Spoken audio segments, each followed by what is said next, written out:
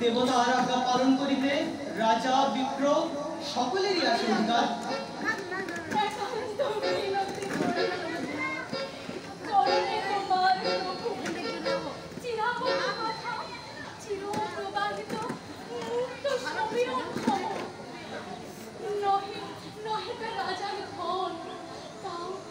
সমস্ত প্রজার করে ভিক্ষা লাগে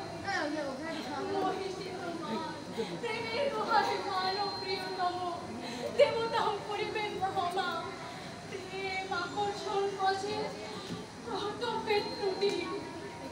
এই কি উচিত মহারানী? নিজ স্বার্থ, নিষ্ঠুর ক্ষমতা দর্প, অন্ধ অজ্ঞানতা, চির রক্তপানে স্থিত হিংস্র বৃক্ষ প্রথা,